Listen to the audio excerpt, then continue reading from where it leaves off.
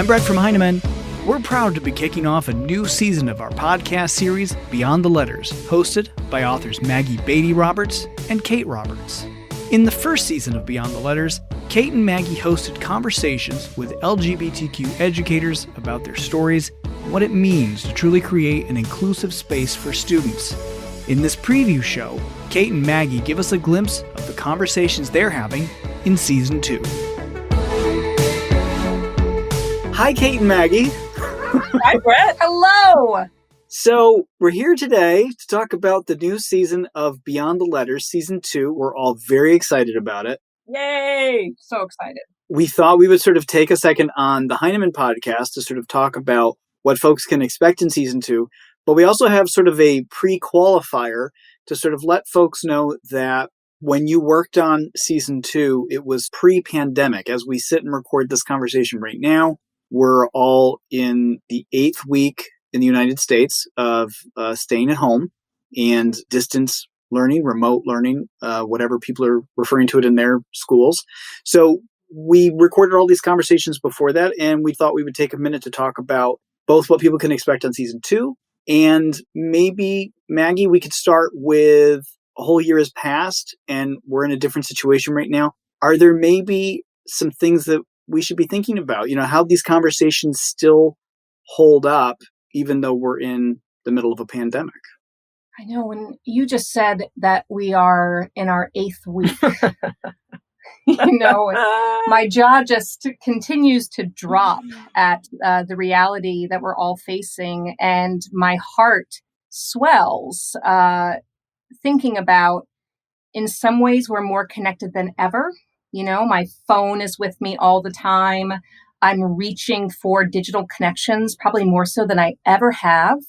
I am connecting with more queer educators and learning about other people's work, probably more so than I ever have. And at the same time, it's very lonely and isolating, and my heart breaks for some of the educators or queer youth, gender nonconforming youth that might be feeling trapped at this time, alone at this time, isolated at this time.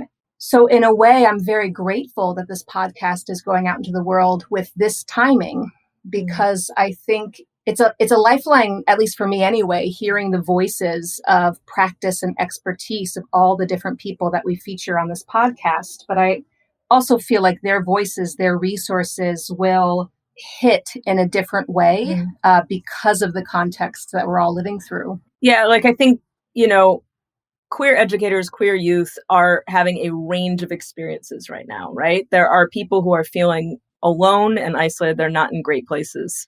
And then there are people who feel better because they're not in their schools. Do you know what I mean? And the range of that experience is really powerful to me. And it gives us an opportunity to just sit and listen and connect, right? And the conversations that we have, that we were honored to have with the educators that we talked to this season, I think allow, again, for that range of experience. Like that's the whole theme of this podcast, is that there isn't one story to being a queer educator, to being a queer person, that everyone has a different experience, angle, story, identity. And that's really important. The other thing is, I think right now, this is a time, I'm not buying the whole, you get to live all your dreams now that you're in a like, that's not what's happening for me. Like, I'm not sourdough bread. I have been in the same dance for too many days. Things are not great here. At the same time, there is a sense that, like, you're back to what's important. There's something where I'm like, oh, like, not totally. Okay. So no one hold me to this quote. No one pull this quote out. I'm writing it down right now. But like, oh, grades don't matter. Tests don't matter, right? These things don't matter. What matters is like our connections. Like what I guess for my student, for myself, is this human connection. Yes. And I think that leaves room for us to dream bigger, or just to reset our positioning for our queer students, our queer educators, when we are back, hopefully in the physical buildings. And hopefully the season can help us to do that kind of resetting and recommitting to the things that matter. I've been hearing myself and a lot of people say I'm both the busiest I've ever been in the last 2 months, and I also have the most time and space I've ever had in the past 2 months. And I think about what you bring up, Kate, as having this moment of pause to really return to what matters, to really return to what you need, and to really help crystallize what's the most important part of your teaching practice. Hands down, I'm seeing teachers say, it's my connections with kids. It's driving to their houses and holding up signs. It's not being able to sleep at night for the kids that they can't get a hold of, right? That I feel like this season there's some space that the educators that we interview can occupy that I think will fill a lot of our home spaces with some light. I think that's definitely going to be an interesting lens to listen to these episodes through. And I want to dive into those topics in a second. But before we do, we wanted to make sure that in this preview episode, we didn't just, for lack of a better term, tease the new season. But Maggie, you've got a couple of resources for LGBTQ related topics for teachers and or possibly students in the pandemic. Could you just maybe take a minute and share some of those resources you found? Yes, my phone doesn't leave my hand most of the hours of my day. And I just found out about this one. Q Inclusion is partnering with Teaching Outside the Binary, and they are holding space for queer and trans educators during COVID-19. I just filled out my response form. I'm so excited, but it seems like a space where queer and trans and gender nonconforming educators can gather via Zoom to do just that, right? That this time has been tough, and they're advertising, building a safe space together to share all the feels that we're having. So maybe we can put a link up to that so that people can hold that in their hands too. That's coming up. And there is a huge queer youth conference, True Colors. That is an annual conference. It is, I think, the largest queer youth conference in the country. It's based in Connecticut. Lamar, who is featured on this season, he and I were going to do a presentation there, but of course it was canceled. The great news is that they are moving their conference online to a mini series. So every Friday from 2 p.m. to 4 p.m., beginning May 22nd, and that's Eastern Standard Time, they are going to be offering places for queer youth, queer educators to attend those conference sessions online.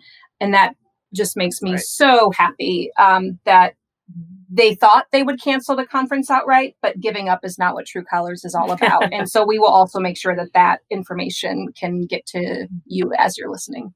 That is fantastic. That's great. Thank you, Maggie. And it does sort of connect to one of the themes that I heard come up a lot throughout the season, which was making space and finding a network and a community to build off of. So with that in mind, Kate, I was thinking a lot about what the themes are that we are going to hear this season. I know certainly as we listen through the lens of the pandemic, you mentioned earlier, there's a lot of differences for everybody right now for this remote situation, but I think vulnerability struck me a lot. Can you talk about the themes and the areas of vulnerability that kind of came up this season?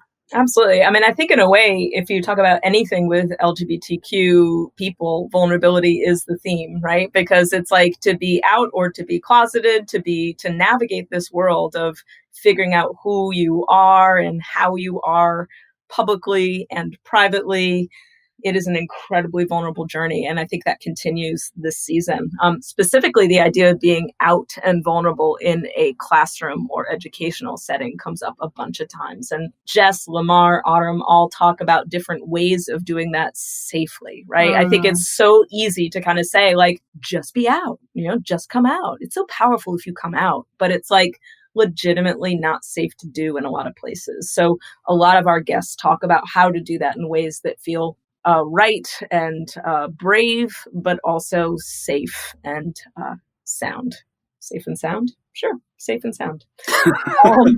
Another theme that comes up that was really fun to sort of add to the mix was the idea of being a parent.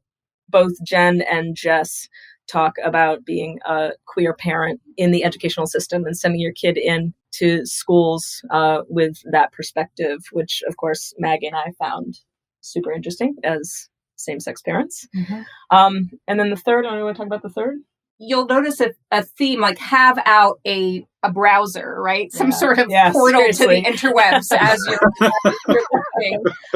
Because there's this wonderful theme about self-education and setting yourself on your own inquiry that can help you discover answers to maybe questions you don't even know that you have, right? So I feel like Dana talks a lot about how, as allies or just not potentially knowing exactly what to say, how to take that work on yourself and not put it on the person that you are questioning feels really important. Yeah. I think you're right, Maggie. There's such a theme there. It's so I didn't think about it until you just said it, but there's such a consistency of inquiry throughout every single one of the interviews. Not only inquiry for what they're talking about inside their classrooms, inquiry for themselves and their identity and their own investigation into their identity, but also an invitation of inquiry to any non-LGBTQ person who might be listening, who wants to be a supportive colleague, who just wants to grow alongside and be an ally. You're so right about that, Maggie. Inquiry is such a major theme throughout all of season 2. I love that. Yeah, I mean, the whole genesis of this podcast really was coming from this place of knowing that so many educators want to do more, but don't know what to do, right? It's like that our intentions are in the right place, and yet not enough is happening, right? And so this idea of self-education that like we can all take actions to make things better for our kids and our colleagues in our world. And then that collective knowledge building is powerful because as we become more educated, as we discover the nuances of this community, this identity, this way of being, we just open up the window for kind of more people, more voices to come in. And I feel like the guests this season really lead the charge in that direction. You sort of alluded to this at the start of this preview episode, but Kate, I feel like, why are these conversations still so important even amid a pandemic? It feels like it's almost more important now. I mean, I think it's really easy right now. I know for myself, it's easy to like lose sight of issues of equity or inclusion, right? Because we're in survival mode. And so it's easy and necessary to some degree to focus just on getting through the next few hours. How am I going to make it to the evening time? Right? Like, it's really hard to kind of make the space to say, and I'm going to think about groups of people who maybe don't have a voice or don't feel comfortable or aren't empowered and have agency to blah, blah, blah. Right. So it's hard to carve out that space right now. But I think that it is this time where we get to pause. Doesn't feel like pausing sometimes, but there is a pause right now. We are going to enter back into schools, and it's an opportunity to both reconnect to what is really important, which is each other, and making sure that we're lifting each other up and creating space for everyone in our classroom, everyone in our school, everyone in our communities, not just one or two identities. And it's a time where, I do have more time to listen to podcasts right now. I'm gonna I have more time to do that now than I did before, even though I'm weirdly busier. So when I'm doing that, why not listen to a podcast that's going to help me to be a better colleague, a better teacher, a better citizen in the world? Also, as educators, our queer youth, our gender nonconforming youth are there right now. Right? They're at home. And again, either they're so relieved not to be at school anymore, which should be a real lesson to us, or they are very uncomfortable and struggling with the tension of love of family and love of self. And so the better we are able to reach out and listen and hear what our kids' experiences are during this time, the better we're going to be able to teach them next year. Hopefully next year, please. Next year, when we actually can be with them in a room together. Kate, you were saying that we have so much time to listen to podcasts right now, which is so true. We also have a lot of time to binge watch some Netflix. I also am really grateful for the extra time to read the books that have been stacked up on my bedside table. And it was such a delight to receive in the mail Autumn's new book, Cut to Bloom. They just had a new book released of unbelievable poetry. It was released this spring, and it's a beautiful book. It's a beautiful collection of poetry. But I'm stuck with the title. The title of this collection is Cut to Bloom. And I've also had time to be in my garden more. And I'm remembering, I come from a long line of gardeners. And I remember my aunt and my mother saying, you're going to want to cut those flowers back because you can get a second bloom. And I remember thinking that I would kill the flowers, that the plant would become kind of grotesque and ugly as it was cut back. But then again, when you do cut it, you get this amazing gift of regeneration and second bloom.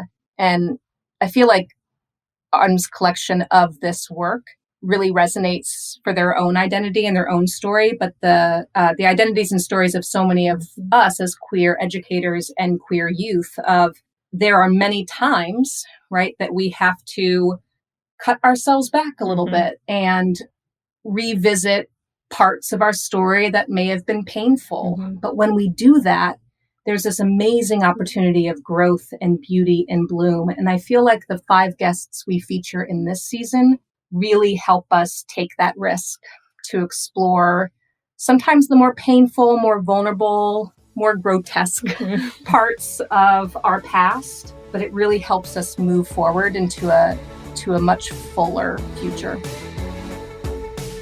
Before we go, we want to remind you to subscribe to the Beyond the Letters feed wherever you listen to podcasts. Do that now so you don't miss the official start of the 2nd season of Beyond the Letters on May 24th. Once you've subscribed, be sure to leave a review. That helps others find the show. Now you can follow Maggie Beattie-Roberts on Twitter at Maggie B. Roberts. You can find Kate at TeachKate. To learn more about Beyond the Letters and listen to the first season, visit blog.heinemann.com.